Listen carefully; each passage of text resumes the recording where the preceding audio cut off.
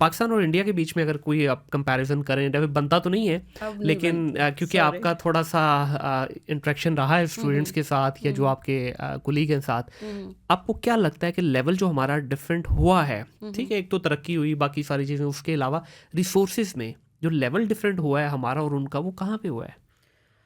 ये एक मुश्किल क्वेश्चन है, लेकिन मुझे ये लगता है कि उन्होंने ओपनली हर चीज़ को एक्सेप्ट किया है, अडॉप्ट किया है। ठीक है। हमने अपनी एक जो हमारा अना वाला खोल है ना, हम उससे बाहर नहीं आए। मैं से बाहर नहीं आए। हम उस चीज़ से वाकई बाहर नहीं आए। हमने चीज़ वर्ल्ड को ओपनली एक्सेप्ट नहीं किया उस तरह से। हम किसी भी नई टेक्नोलॉजी को उस तरह एक्सेप्ट नहीं कर पाए। उन्होंने ओपनली जहाँ जहाँ जिससे वो जो रिसोर्सेज यूज़ करके अपने नेक्स्ट जनरेशन्स को ट्रेन कर सकते थे, उन्होंने किया भी है, वो कर भी रहे हैं, वो फार बेटर कर रहे हैं। क्योंकि वही बात आ जाती है कि ओवरसीज़ जो हैं, चाहे पाकिस्तानी हो, इंडियन हो या कोई भी कंट्री हो, मुझे लगता है बाहर जाके अपने कंट्री के लिए जो एक तड़प है वो बढ़ जाती है, और आप चाहते हैं कि आप बैक इन्वेस्ट करें। लेकिन अगेन वही जो मैंने शुरू में मेंशन किया कि आपको कितना ओपन माइंडेडली पीछे से रिस्पांस मिलता है, ये चीज़ बहुत ज़्यादा मैटर करती है। सही। और इंडियंस, आई डोंट नो आप इसको कैसे परसीव करेंगे, लेकिन वो हार्ड वर्किंग नेशन है, but at the same time वो स्मार्ट भी हैं। बिल्कुल ऐसी, और वो जानते हैं कि उन्होंने चीज़ों को कैसे जो है वो कहाँ पे किस तरह से कैश करवाना है। हमारे यहाँ एक तो हम बाहर भी चले जाएं, हमें थोड़ी सी इनसिक्योरिटी रहती है कि अच्छा मैं इसको बुला लिया तो ये मेरे साथ क्या करेगा, हाँ, या इसको बुला लिया तो मेरे साथ कम्युनिटी बनाते हैं। एग्जैक्टली, हम रूट्स काटते हैं जैसे ही exactly, मौका मिलता है। ऐसे होता है, ऐसे अभी भी होता है। हालांकि अब तो बहुत ज़्यादा एक्सपोजर, मेरा ख्याल है वो जो HEC ने 2008 में एक वेव स्टार्ट की थी ना लोग बाहर भेजने की, वो एक बड़ी ब्रिलियंट वेव थी। लेकिन बस ये था कि उसका एंड पे आगे कोई वो नहीं हुआ ना, कि कोई चेक एंड बैलेंस होता कि अच्छा जब ये वापस आएंगे फिर इनका क्या करना है। वो फिर बहुत सारे वापस भी आए, वो मायूस होकर फिर वापस चले गए ऐसे ही है, कि जी बिल्कुल ऐसे कुछ ही है। नहीं मिला, कि वो बड़े ड्रीम के साथ आपने भेजा, वो बड़े ड्रीम के साथ डिग्री करके आए, बाद में जब आके देखा तो वो तो रेलेवेंट ही नहीं थी। अच्छा, इसके ना मैं आपको एक छोटी सी चीज़ बताता हूँ, मैं काफ़ी दफ़ा पहले भी जिक्र कर चुका हूँ। हम लोग कह रहे हैं जी ब्रेन ड्रेन हो रहा है, इंडिया क्या कह रहा है, ब्रेन एक्सपोर्ट करें। अब इसमें डिफरेंस समझ लेते हैं।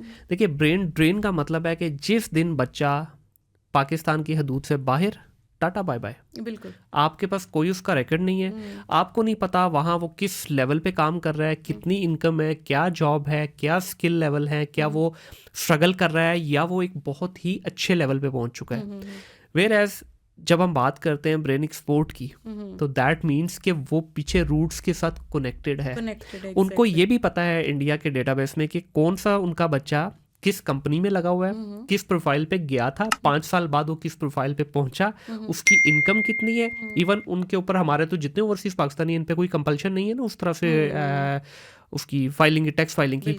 वहाँ पे क्योंकि मैंने भी 10 साल बाहर इंडियंस के साथ काम किया है, उन पे ये कंपल्शन है कि भाई कोई मसला नहीं, अगर आप इंडिया में नहीं रहते बट आपको हर साल टैक्स फाइल करना है, चाहे आप जीरो का करें। उससे हो क्या रहा है कि उनके पास, गवर्नमेंट के पास पूरा डेटा है, पूरा, वो अगर 1 रुपया भी बैक होम इन्वेस्ट कर रहे हैं उसका भी पता है उनको, अगर उन्होंने किसी जिस जगह पे रह रहे हैं वहाँ पे इन्वेस्ट किया तो उसका भी पता है। तो इससे फ़ायदा क्या होगा कि जो अच्छा रिसोर्स अगर वापस आता है बैक होम तो गवर्नमेंट उसको यूटिलाइज कर सकती है, और वो कर भी रहे हैं। बहुत सारे प्रोजेक्ट पे उन्होंने डिप्लॉय किए हैं बाहर से इंडियंस बुला के, और वो अपॉर्चुनिटीज़ देते हैं। मुझे नहीं पता नॉर्वे में क्या है, लेकिन दुबई के अंदर आई हैव क्लियरली सीन के जो थोड़ा सा भी जिसको लगा कि हाँ अब वो बैक होम जाके सेटल हो सकता है, उसने 1 मिनट नहीं लगाया वहाँ से जाते हुए, और दुबई से ज़्यादा उन्होंने वहाँ पे अर्न किया है। बैक होम उनको दुबई से ज़्यादा अच्छे पैकेजेस ऑफर किए गए हैं। बिल्कुल, डेफिनेटली, क्योंकि अपने कल्चर में रहना, अपने लोगों के साथ रहना और अपने रिलेशनशिप्स के साथ रहना, वो एक बहुत डिफरेंट लाइफ है कंपेयर टू एक न्यूक्लियर फैमिली के तौर पर एक ऐसे कंट्री में रहना जहाँ पे आपके